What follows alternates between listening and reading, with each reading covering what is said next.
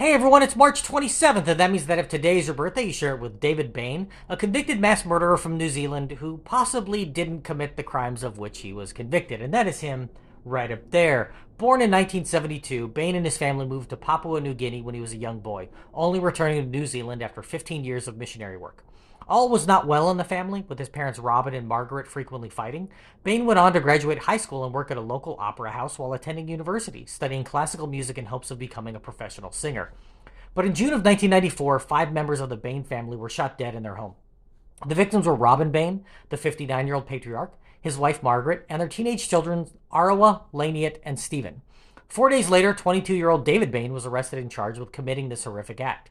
Just 2 weeks later, the house was burned down by the New Zealand Fire Service at the request of the Bain family trustees.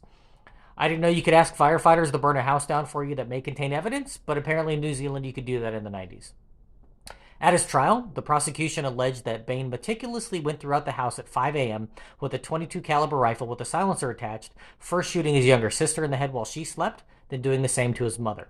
His brother awoke and a struggle ensued, but David strangled him with a t-shirt to subdue him, then shot him in the head.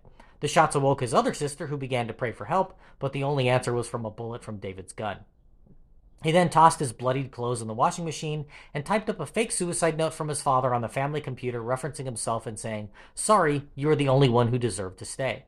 David then left to go deliver newspapers, as he did every morning, and when he returned, waited for his father to enter the house. His father had been out working on their RV, and when he entered the lounge for his morning prayers, somehow not noticing the carnage in the rest of the house, David shot him in the head and left the rifle next to his body.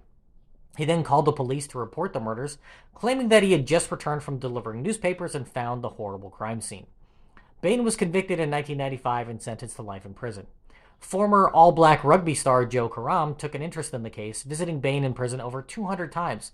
He spearheaded a campaign to release him, believing it was a miscarriage of justice.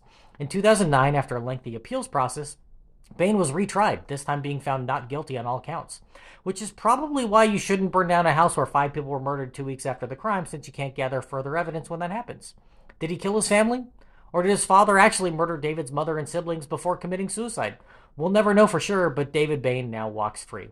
If this was your birthday, I hope you had a great day. If you know somebody whose birthday it is today, send them this video so they can find out all about their birthday twin. And to David Bain, I have to say, happy birthday, you bastard.